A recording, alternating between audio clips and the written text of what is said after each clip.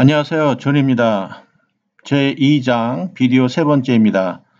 지난번 이 고구려 때 마지막 챕터는 너무 분량이 많아서 이쪽 백제 쪽으로 편입했습니다. 그래서 고구려 마지막 편을 시작하고 백제 편으로 들어가도록 하겠습니다.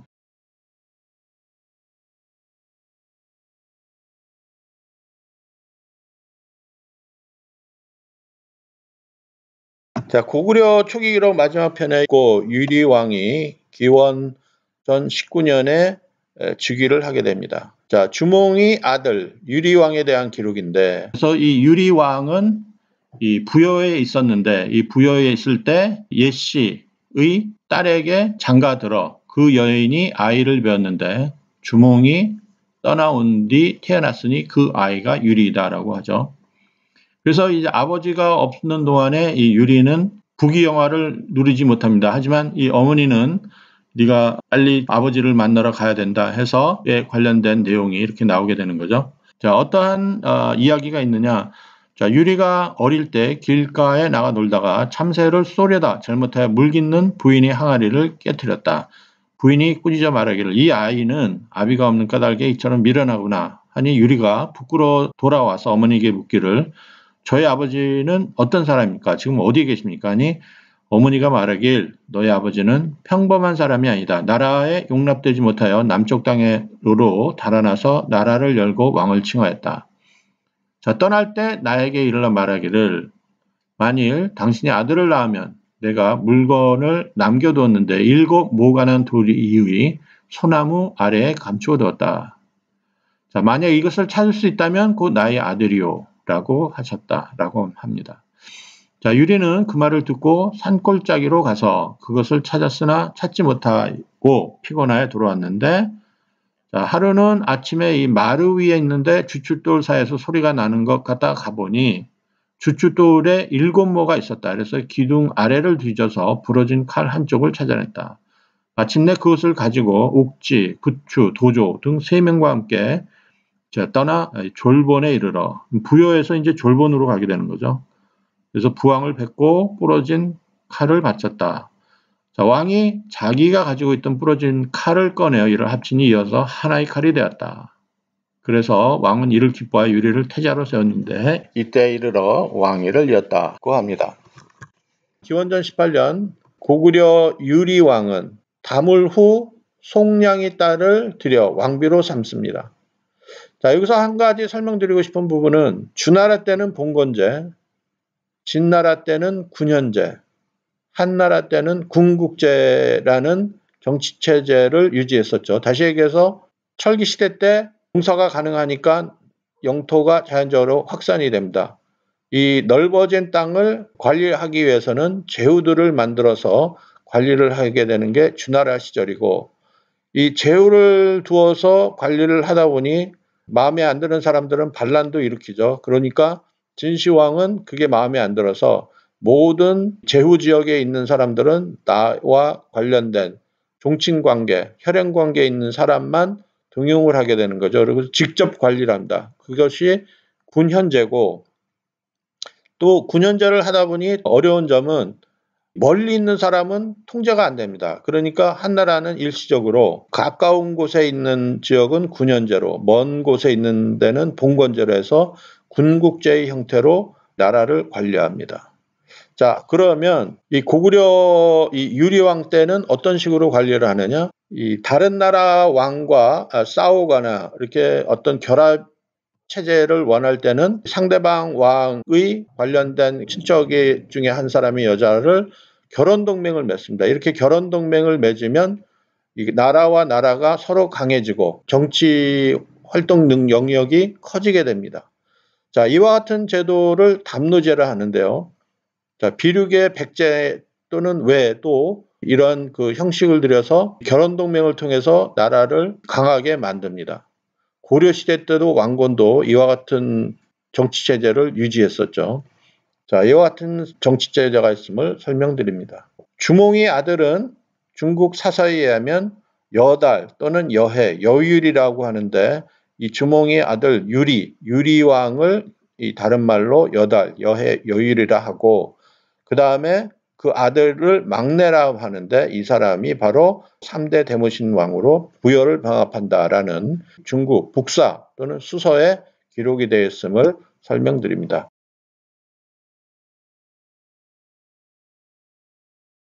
자, 이번에는 백제 초기 기록에 대해서 알아보겠습니다. 기원전 18년 온조 서문과 한수에 대해서, 다음에 비류 이설과 폐수, 다음에 비류와 이 미추월, 다음에 풍납토성의 실체에 대해서 알아보겠습니다.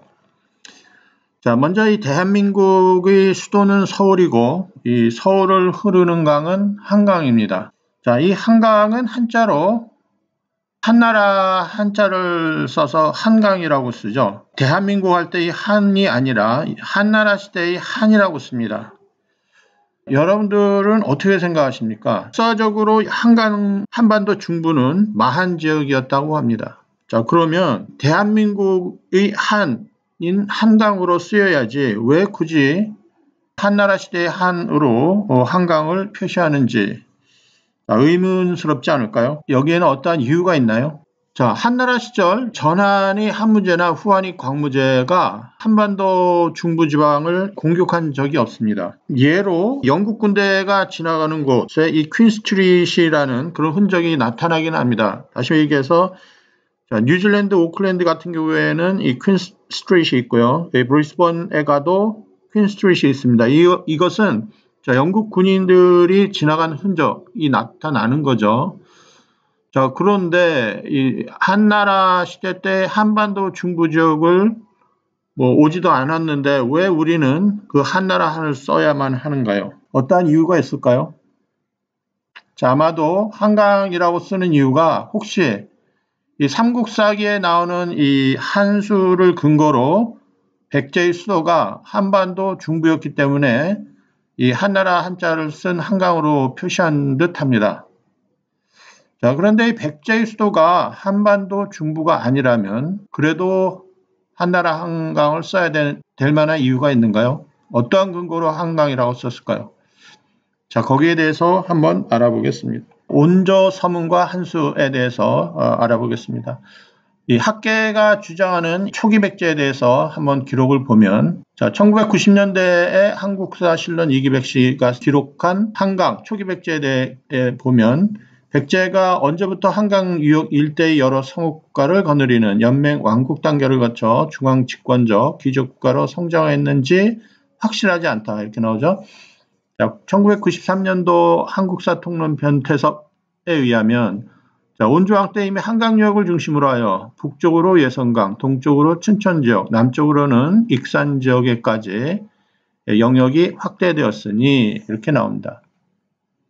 자, 그 다음에 다시 찾는 우리 역사 한효씨 2015년에 의하면 비류와 온조가 남쪽 마한 땅, 한강 유역으로 내려왔는데 형 비류는 바닷가의 미추월, 지금이 인천 지역에 자리 잡고 동생 온조는 하남 위례성에 백제국을 세웠다고 한다. 그래서 이제 비류가 터잡은 곳은 지금의 인천 지역과 아산만 일대를 연결하는 해안 지역으로 보는데 이렇게 기록하고 있습니다. 자, 그러면서 해상 왕국을 건설했다. 온조에게 주도권을 뺏기자 일본으로 건너가 야마토국을 건설했다는 학설도 있다고 김성호 씨의 비류백제와 일본의 국가기원이라는 책도 일부 소개를 했습니다. 삼국사기 백제문교를 보면 온조에 관한 기록이 나와 있습니다. 자, 여기 보면 이 백제의 시조는 온조왕이고 아버지는 추모인데 혹은 주목이라 한다. 자, 주목은 북부에서 난을 피하여 졸본 부여에 이르렀다. 부여왕은 아들이 없고 딸만 셋이 있는데 주몽을 보고는 보통 사람이 아님을 알고 둘째 딸을 아내로 삼게 하였다. 얼마 지나지 않아 부여왕이 죽자 주몽이 왕위를 이었다. 주몽은 두 아들을 낳았는데 맏아들은 비류, 둘째 아들은 온조라고 하였다. 혹은 주몽이 졸본에 이르러 월군의 여자를 아내로 맞아들여 두 아들을 낳았다고 한다. 주몽이 북부에 있을 때 낳은 아들이 와서 태자, 유리가 되자 비류와 온조는 태자에게 받아들여지지 않을까 두려워하여 마침내 오간, 마려 등 10명의 신하와 더불어 남쪽으로 갔는데 백성들이 따르는 자가 많았다. 자, 계속돼서 이 설명이 나오고 있는데요. 자, 그들은 어디로 가느냐? 한산에 이르러 부하에게 올라가 살만한 것을 바라보았다. 비류가 바닷가에 살고자 하니 10명의 신하가 가난하기를 생각한데 이곳 강 남쪽의 땅은 북쪽으로는 한수처럼 띠를 두르고 있으며 동쪽으로 높은 산에 의지하고 남쪽으로는 비옥한 벌판을 바라보고 있습니다. 서쪽으로는 큰 바다에 막혀 있습니다. 자, 보통 바다에 다다른다 또는 바다에 도달한다 하고 있는데 여기서 막혀 있다라고 적혀 있네요. 자, 이렇게 하늘이 내려준 험준함과 이 지세의 이점은 얻기 어려운 형세이니 이곳에 도읍을 세우는 것이 또한 좋지 않겠습니까? 라고 하였다. 그러나 비류는 듣지 않고 그 백성들을 나누어 미추홀로 돌아가 살았다. 자, 온전은 강 남쪽의 위례성에 도읍을 정하고 10명의 신하를 보좌로 삼아 나라 이름을 십자라고 하였다. 이때가 기원전 18년. 그 다음에 이 비류는 미추홀의 땅이 습하고 물이 짜서 편안히 살 수가 없었다. 위례성으로 돌아서 보니 도읍은 안정되고 백성들은 편안하고 태평함으로 마침내 부끄러워하고 후회하다가 죽었다. 그의 신하와 백성들은 모두 위례에 귀부하였다. 그 후 올 때 백성들이 즐거이 따랐다고 하여 국호를 백제로 고쳤다. 그 계통은 고구려와 더불어 부요에서 함께 나왔기 때문에 부요를 시로 삼았다. 자, 이와 같이 백제봉기 온조 서문에 나온 내용이 되겠습니다. 자, 자세하게 한번 확인해 볼까요? 이 삼국사기에는 한산 부하악에 올라가서 살만한 곳을 바라본다 이러죠. 자, 그 다음에 이 한수에 관한 기록이 나오는데 이 실질적으로 한반도 중부지방에 흐르는 이 강은 한강으로 우리가 부르고 있죠. 자, 근데 학계의 주장은 이들이 옳은 이 한산 부하악을 북한산 인수봉이라고 합니다. 자, 의문점이 있는데요. 자, 첫째, 삼국사기에 의하면 자세히 읽어보면 삼국사기에는 한산도 기록이 되어 있고 북한산도 기록이 되어 있습니다. 자, 그 말은 삼국사기는 이미 한산이라는 것, 북한산이라는 게 따로따로 있다, 존재한다라는 것을 알고 있죠. 근데 한국 역사학계는 이 한산을 북한산 인수봉으로 비정합니다. 자, 그래서 이 삼국사기를 근거로 해석을 하려면 이 한산은 한강 아래에 있어야 함이 상식입니다. 왜냐하면 북한산 아래에 있는 게 한산이겠죠. 자, 그러면 한반도 중부에 있는 이 한강 아래에 한산이 있다면, 삼국사기 백제봉기가 말하는 한산이 있다면 이 한강의 모양은 삼국사기에서 말하는 것처럼 이 한수가 북쪽에서 띠를 두르는 게 아니라 U자 모양이 됩니다. 그렇죠? 자, 이거는 제 사관이 아니고 팩트를 얘기하는 겁니다. 둘째, 자, 만일 학계에서 말하는 북한산 인수봉이 삼국사기에서 말하는 한산이라면 한강을 보면 이 한강은 남쪽에서 띠를 두릅니다. 삼국사기에서 말하는 북쪽에서 띠를 두른다고 일치하지 않습니다.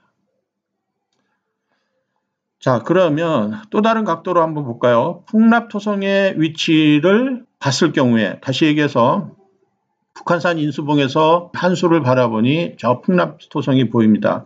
그 풍납토성에는 그곳을 위례성이라고 했을 경우에 그 위에 한수가 볼록 튀어나왔죠. 그래서 그 지역을 한수가 북쪽에서 띠를 두른다라고 말할 수 있습니다. 이러한 의미로 삼국사기 백제봉기가 한수를 이런 식으로 기록을 했을까요?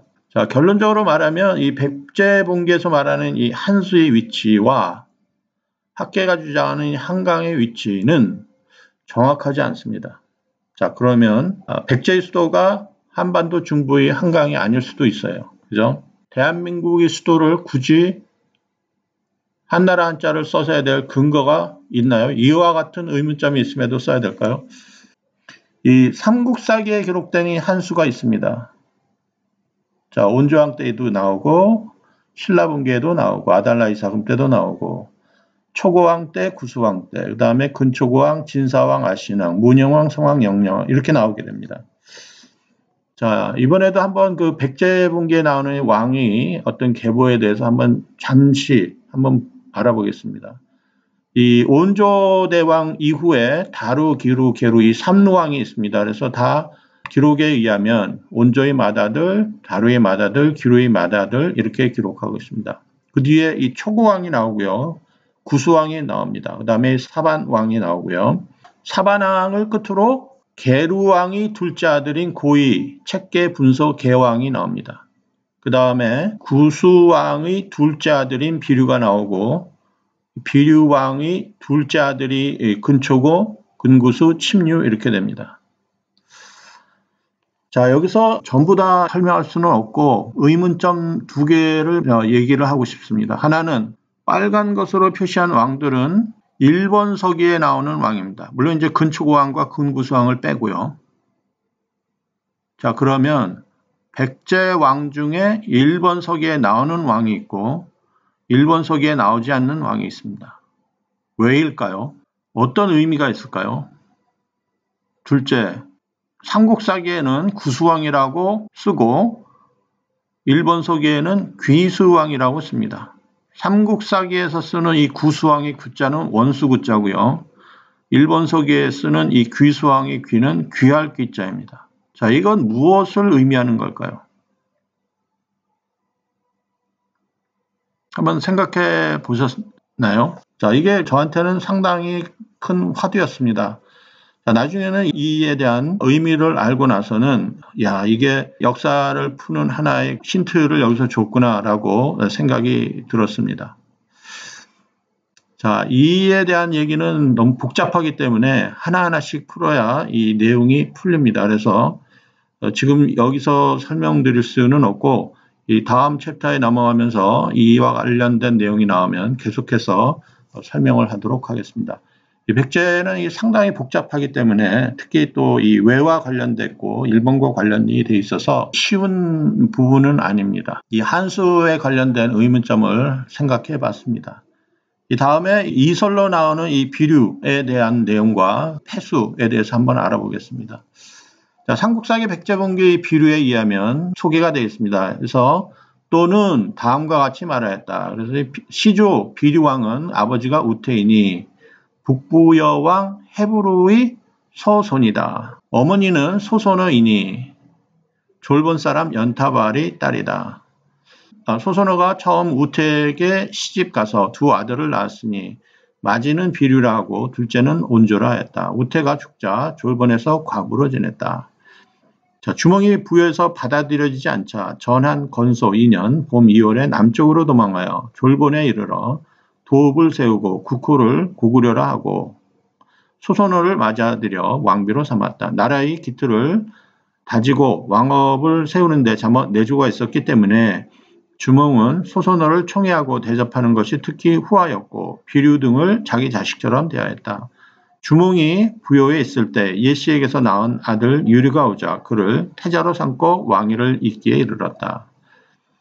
자, 이에 비류가 동서 온주에게 말하길 자, 처음 대왕께서 부여의 난을 피하여 이곳으로 왔을 때 우리 어머니가 가산을 쏟아 나라의 위협을 세우는 것을 도와 애쓰고 노력함이 많았다. 그런데 대왕께서 돌아가시자 나라가 유리에게 돌아가게 되었으며 우리가 공연히 여기에 있으면서 쓸모없는 사람같이 답답하고 우울하게 지내는 것보다 차라리 어머니를 모시고 남쪽으로 가서 살만한 곳을 택하여 따로 나라의 도읍을 세우는 것이 낫겠다라고 하여 마침내 그의 동생과 함께 무리를 거느리고 폐수와 대수를 건너 미추월에 와서 살았다.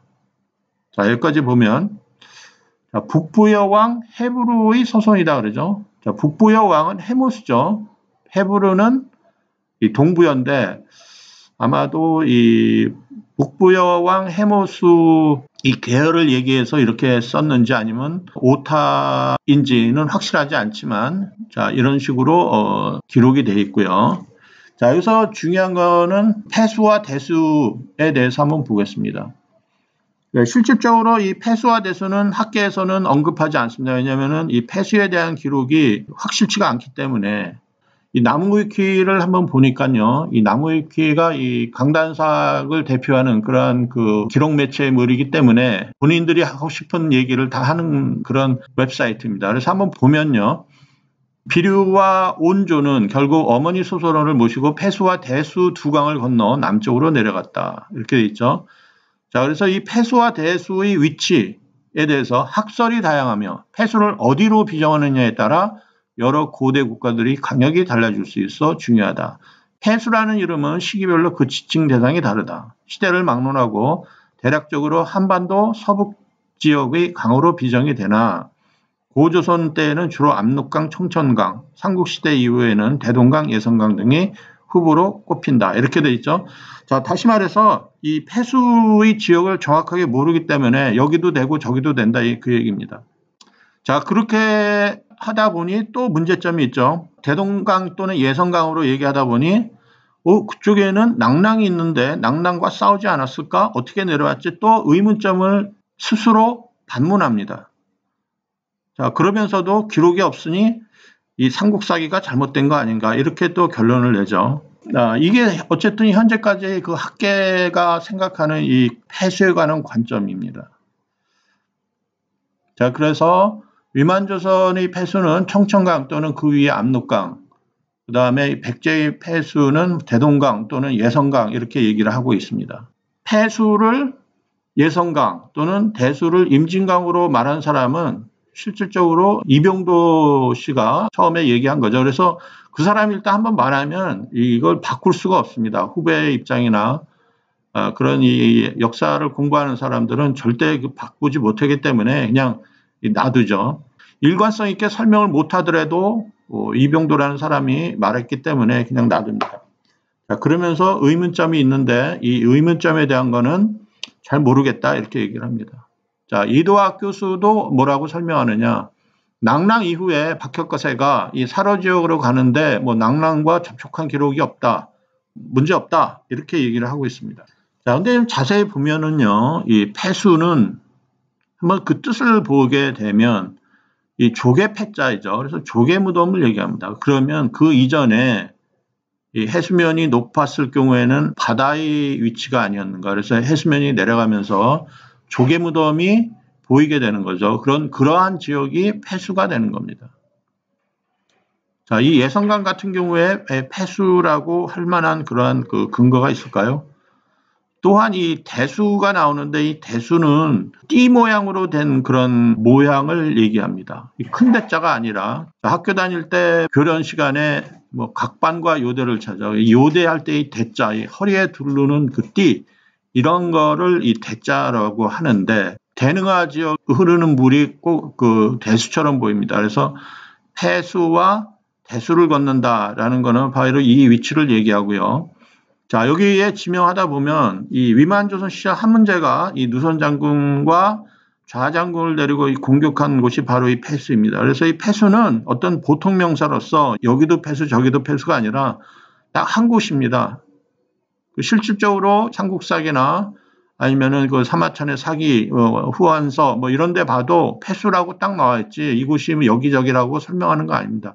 근데 학계에서는 그 위치를 한반도로 집어넣다 보니까 여기일 것이다 저길 것이라 해서 추측하는 것이지 실질적으로 이 폐수를 정확하게 어디라 하고 역사적으로 설명하는 것은 아니라고 봅니다. 자, 그래서 폐수에 관한 기록도 한서나 사기, 그다음에 삼국유사 이런 데 나오고 있고요. 폐수, 폐하, 또 폐강 이런 내용으로 삼국사기에 기록이 됐는데 자, 이와 같은 내용은 나중에 하나씩 차근차근 확인해 보도록 하겠습니다. 자, 그 다음으로 미추홀에 관한 부분인데요. 삼국사기 백제공기 시조 온조왕 서문에도 이 비류에 관한 내용이 나오고 비류는 미추홀로 가서 살았다 이런 기록이 나오고 있고요. 그 다음에 비류 이설에도 폐수와 대수를 건너 미추홀에 살았다고 합니다. 광개토대왕 비문에도 미추성이라는 기록이 보이고 있습니다. 한국 역사학계에 의하면 이 미추홀을 인천 지역이라고 설명하고 있죠. 자, 그래서 인천의 문학 산성이 미추홀이다라고 주장하고 있습니다. 그런데 1982년도 이 김성호 씨의 비류백제와 일본의 국가기원에 의하면 백제분기에 나오는 이 설이 두 가지가 있습니다. 그래서 백제의 시조 온조왕 이렇게 나오죠. 그 다음에 시조 비류왕 이렇게 나오고 있습니다. 그래서 온조왕을 시조로 비류왕을 시조로 해서 온조왕은 아버지를 주몽이라 하고요. 그 다음에 비류왕은 온조왕의 아버지는 우태왕이다. 이렇게 이해하기 힘든 그런 구절이 나옵니다. 왜냐하면 온조왕의 아버지는 주몽이라고 했다가 그 다음에 또 비류왕의 기사에는 아버지가 우태로 나옵니다. 자, 어쨌든 이런 두 가설에 대한 주장을 광개토 대왕 비문을 통해서 주장하게 됩니다. 다시 얘기해서 일본 사카와중이가 탁본한 이 쌍국 감옥본을 통해서 백잔이 보이고 이잔이 보입니다. 백잔은 온조백제를 얘기하는데 여기서 말하는 이 이잔은 비류백제가 아닌가? 라고 판단합니다. 자, 그래서 이와 같은 백잔, 이잔이 백제본기에 나오는 두 개의 가설과 일치하다고 주장을 합니다. 자, 그래서 온조백제 같은 경우에는 바다를 통해서 한강으로 가고 그 다음에 비류백제는 간 곳이 더 남쪽이죠. 그래서 이 아산에 보면 밀두리가 있는데 이곳이 이추울이다라고 김성호 씨는 주장을 합니다. 이 당시에 굉장히 센세이셔널한 내용이 되고 이 중앙일보에서 연재를 했었죠. 모든 사람들이 놀라게 됩니다. 자, 그런데 그 후에 주은태, 이 중국인이 제작한 이 탁본을 보니까 이잔이 아니고 벌잔으로 되어 있습니다. 그래서 토벌잔국, 이로 해서 이 내용은 두 개의 잔이 아니라 잔국이 나오고 백잔이 나온다. 이렇게 돼서 그게 그거 아니냐 하고 학계에서 주장을 합니다. 자, 그래서 이 김성호 씨를 굉장히 매장시켜버리죠. 자, 그럼에도 불구하고 이 잔국과 백자는 서로 다른 의미로 쓰였을 것이다라고 주장하는 사람도 많이 있죠. 자, 어쨌든 이 학계에서는 이 비류백제를 인정하지 않습니다. 그래서 이 김성학자를 유사 역사학자로 폄하하고요. 그 이후에 학계에서는 또 반격이 나옵니다. 한단고개를 주장하는 사람은 유사 종교자로 보죠. 그래서 이 학계도 만만치 않게 반격을 합니다. 자, 또 하나 주장하는 거는 김용훈 씨, 이 한양대 명예교수, 원래 수학 교수인데 일본에서 살았기 때문에 이 역사에 대해서 상당히 관심이 많은데 이분은 이 미추홀을 일본말로 미추를 미즈, 물이라고 하고요. 그 다음에 홀은 촌의 원래의 말을 홀이라고 해서 이 미추홀은 수촌이다 라고 유추를 하죠. 그래서 이 궁주에 보면은 이 수촌이가 있기 때문에 그곳이 미추홀이라고 주장을 하고 있습니다. 자, 미추홀에 대한 내용이 주장하는 바가 서로 이렇게 많은 학설이 있는데 이 삼국사기 백제봉기 비룡이 맨 마지막에 보면 북사와 수소에 의하면 하고 모두 동명의 후손 중에 구태라는 사람이 있었는데 여기는 우태가 아니라 구태죠. 어질고 신의가 있었다. 처음에 대방의 옛 땅에서 나라를 세웠는데 한의 요동태수 공손도가 자기 딸을 아내로 삼게 하였으며 마침내 동의강국이 되었다. 라고 했으나 어느 것이 옳은지 알 수 없다. 이 북사와 수소를 한번 봐야죠. 북사를 보면 동명의 후손에 구태가 있으니 어질고 신의가 두터웠다. 그가 처음으로 대방의 옛 땅에 나라를 세웠다. 한이 요동태수 공손도는 딸에게 시집을 보냈는데 마침내 동의 중에서 강국이 되었다. 당초에 백가가 건너왔다고 해서 나라의 이름을 백제라고 불렀다. 자, 수서에도 이와 같은 내용이 나오고 해석을 이런 식으로 하죠. 당초에 백가가 바다를 건넜다 해서 나라의 이름을 백제라 불렀다. 근데 이걸 원본으로 보니까 저는 동의할 수가 없습니다. 북사와 수소에 의하니 자, 원본을 한번 보니 자, 국초에 백가가 건널다 이렇게 됩니다. 그러면 의미가 맞지가 않습니다. 이 건널제가 아니라 초기에 백가가 어디로 가느냐? 제나라로 갔다 이렇게 됩니다. 다음 것도 백가가 제나라로 갔는데 어떻게 갔느냐? 바다로 갔다 이렇게 해석을 해야 됩니다. 자, 이 제자는 건널제도 되지만 이 기사에 나오는 이 제자는 국가명을 얘기합니다. 자, 굉장히 중요한 부분을 이렇게 해석을 하고 있습니다. 자, 사기 조선열자에도 보면 이 제자를 건널지자로 보면 해석이 안 됩니다. 제나라로 해석을 해야 됩니다. 자, 그래서 저는 이 폐대수를 거쳐 한수에 이르렀는데 비루가 간 곳은 미추홀인데 이 미추홀의 위치는 제나라가 됩니다. 그래서 한국 역사학계에서 얘기하는 인천, 그 다음에 김성호 씨가 얘기하는 천안이 아닌 이 제나라 지역으로 봅니다.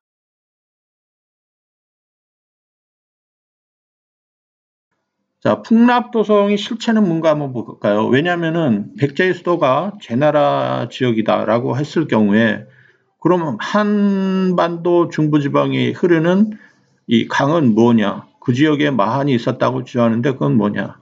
한번 볼까요? 자, 풍납토성을 보면 자, 한강 동쪽 지역에 이렇게 불룩 튀어나온 곳이 있죠. 자, 이 지역을 풍납토성이라 하는데 그곳에서 토기가 발견됩니다. 토기에는 대부라고 써 있습니다. 자, 이 역사 특집 다큐멘터리 2005년에 의하면 역사학자인 그 권호영 교수가 이 대부 토기를 들고 나와서 이것이 백제의 귀족층이라고 묘사합니다. 자, 근데 그곳에 이 백제의 귀족층이라는 어떤 증거가 있나 했더니 없습니다. 자, 그 다음에 2005년 6월 달에도 이 구두심의 그 역사 스페셜을 보니까 대부 토기를 보여주긴 하는데 이 대부 토기 설명은 안 하고 우물정자만 설명을 합니다. 그 다음에는 한상권의 그 뭐 역사 스페셜 이런 데서는 풍납토성과 관련되는 이 비디오 제작이 없습니다. 이 내용을 알고 봤더니 대부의 뜻은 수서 왜국전에 의하면 외인을 말합니다. 다시 얘기해서 이 풍납토성이 나오는 대부 토기는 외인을 얘기합니다. 자, 수서와 진서에서 뭐라고 써있나 한번 볼까요? 자, 후한 광무제 시절 왜국은 한나라에게 대부라고 불리는 사절을 보냈다. 그 다음에 진서에 보면 그들은 스스로 태백의 후손이라 믿는다. 오래전부터 왜는 중국에 사절을 보냈다. 외인을 대부라고 부른다. 자, 그래서 이 대부는 누굴 말하냐? 외인을 말합니다.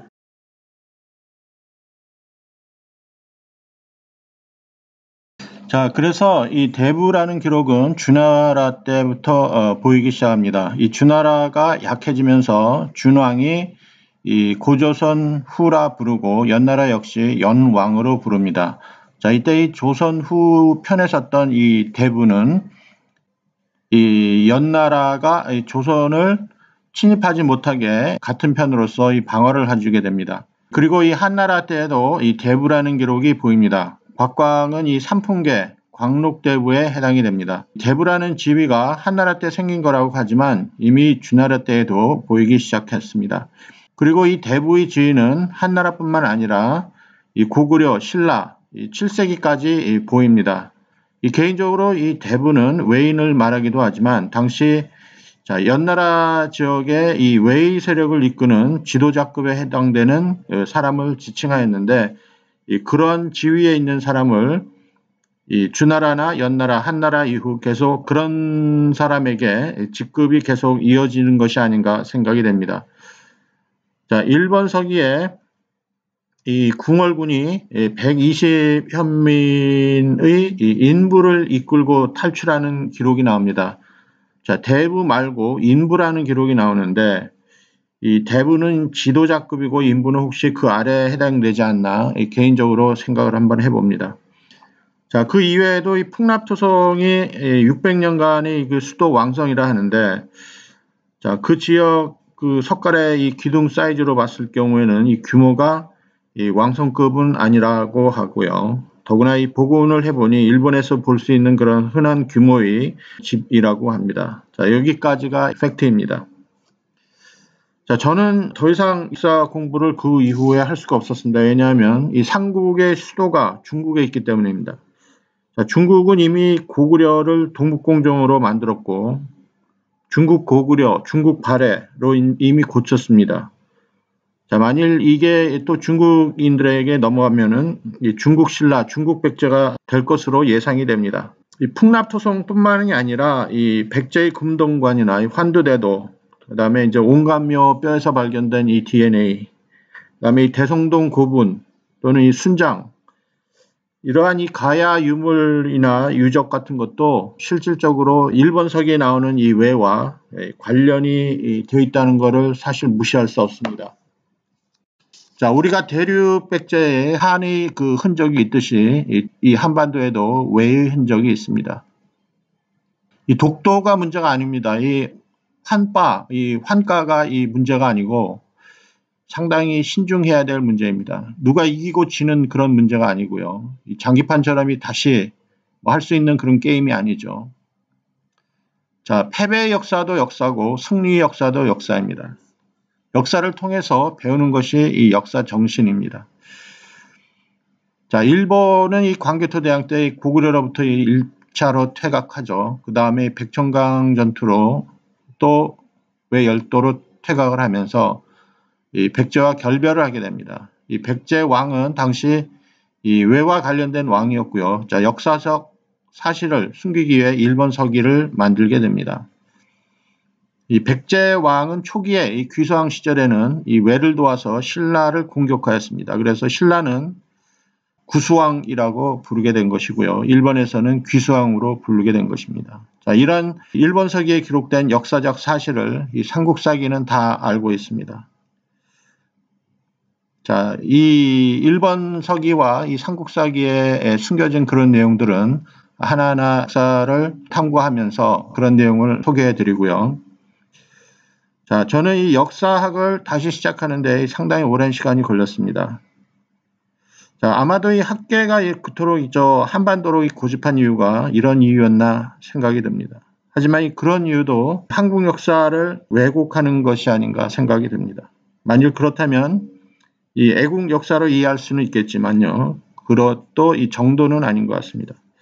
이 2차 세계대전 때 어떤 영화들 보던 간에 항상 미국이 승리하고 독일이 지는 그런 영화만 있었죠. 자, 지금은 그렇지 않습니다. 시대가 변했고요. 2차 세계대전 때 이 독일군 관점으로, 그 다음에 소련 관점으로, 그 다음에 미군과 참전한 그 흑인을 주제로 한 그런 관점으로 제작된 영화도 있습니다. 자, 이렇게 이 영화도 다양화되고 있습니다. 그래서 역사를 해석하는 그런 그 관점, 사관도 다양해져야 된다고 생각이 됩니다. 자, 한국 역사는 이제 단지 영토 문제뿐만이 아니라 이 정확한 고증을 통해서 이 진실을 추구하고 그것을 통해서 배우는 역사로 바뀌었으면 좋겠습니다. 그것이 아마도 이 미래를 향하는 역사가 아닌가 생각이 됩니다. 어떤 역사 소설보다도 더 반전이 있는 역사고요. 현실적인 역사였습니다. 순수 100% 이 삼국사기, 일본서기, 중국 사설을 통해서 복원한 그러한 역사입니다. 자, 한국이 저력이 바로 이런 것이다라고 만족시킬 수 있고요. 자, 더 이상 우리는 이 환뽕에 취해서 역사를 왜곡하면 안 됩니다. 오래가지 못합니다. 우리 역사를 숨겨서도 안 됩니다. 한국사처럼 감춘다고 역사가 살아나지 않습니다. 자, 현실적인 역사입니다. 자, 저는 이렇게 열심히 정리를 해서 이 6세기 중반까지 이 백천강 전투까지 이제 정리를 했는데 아직은 출판하지 못했습니다. 이 출판하기 전에 이 한국 사람들한테 이 내용을 소개하는 게 우선이라 생각해서 다시 한국어로 번역해서 지금 이 비디오로 올리고 있는 중입니다.